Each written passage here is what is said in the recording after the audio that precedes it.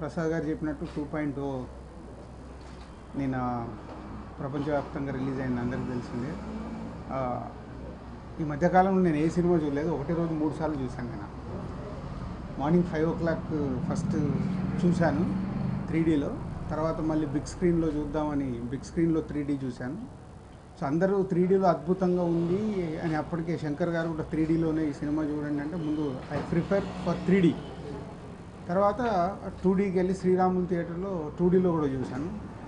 3Dలో no doubt ఆ విజువల్గా ఉన్న ఈ సినిమా కాబట్టి 3Dని చాలా అద్భుతంగా చేశారు. నాకు 2Dలో కూడా పెద్ద డిఫరెన్స్ అనిపించాల. I enjoy lot in 2D also.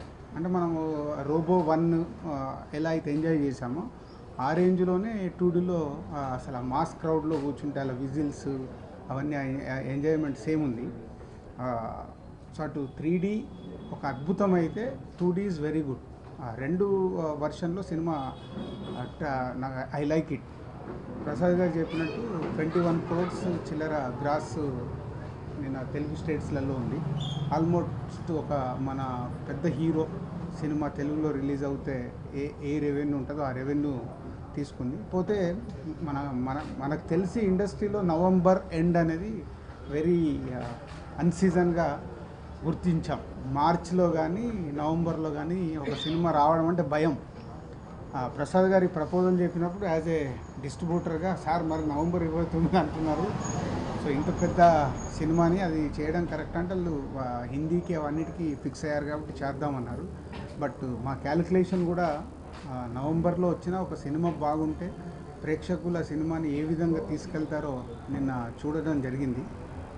And ఈ సినిమా ఇప్పుడు నిన్నే రిలీజ్ అయిన సినిమా కాబట్టి సో పిల్లలు ఎస్పెషల్గా చిల్డ్రన్స్ స్టార్ట్ అయ్యాక, చిల్డ్రన్స్ అంటే ఆటోమేటిక్ ఫ్యామిలీస్ వచ్చినప్పుడు హోల్ ఫ్యామిలీ థియేటర్కి వస్తారు.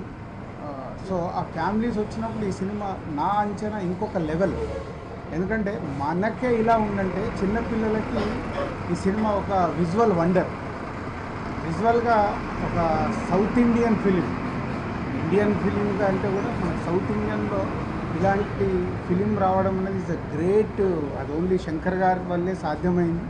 మళ్ళీ నెక్స్ట్ ఎవరైనా ఇలాంటి డైరెక్టర్లు పుడతారేమో చూడాలి. అంటే లాస్ట్ 20 years నుంచి శంకర్ గారు ఏ సినిమా చేసినా సంథింగ్ ఏదో ఒకటి చేయాలనే నా ప్రయత్నమే ఆయనని ఈరోజు ఒక ఇంగ్లీష్ ఫిలిం లెవెల్లో ఈ సినిమా విజువల్గా చూపించగలిగారు.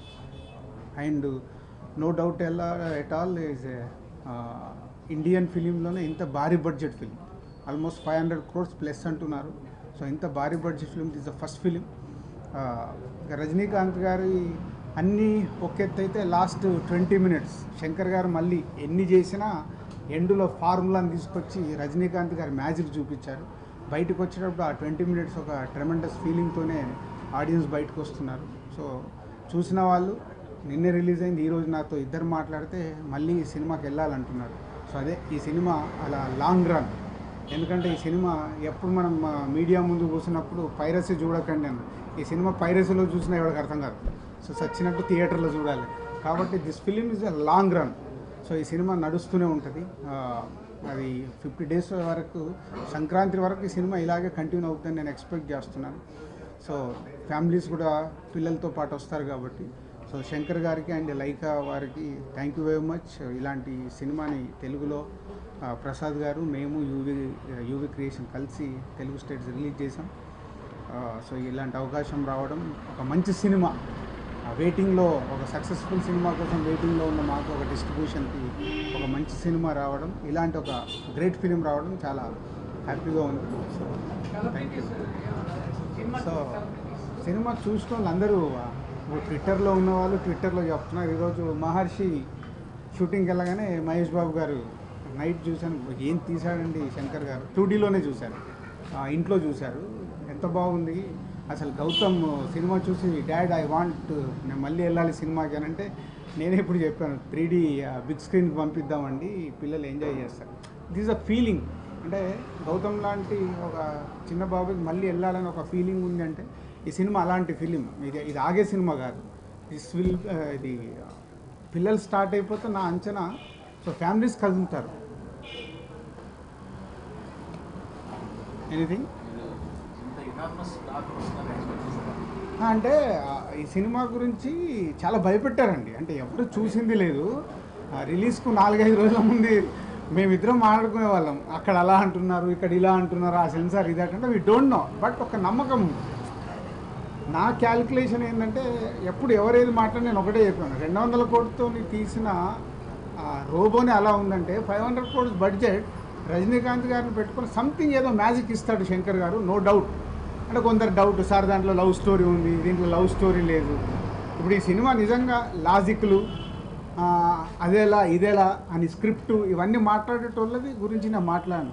యాజ్ ఆడియన్గా నేను 3 సార్లు చూడగలిగానంటే కొందరు మాట్లాడే వాళ్ళు ఉన్నారు, లాజిక్లు ఏంటి ఇదేంటి. ఇప్పుడు మేధావులు ఉంటారు, అంటే క్రియేటివ్ స్క్రిప్ట్ రాసే వాళ్ళ పాయింట్ ఆఫ్ వ్యూలో చూస్తే కనిపిస్తాయి అది మాకు అర్థమవుద్ది.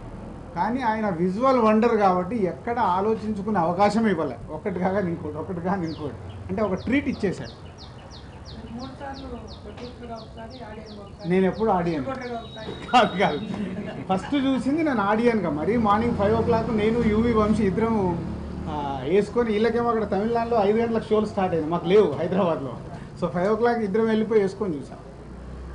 సో అదే ఫీల్. అవునా, ఇక్కడ సీనియర్ మోస్తున్నాడు, వెనకాల హిస్టరీ ఏది కావాలని చెప్పడానికి. Thank you.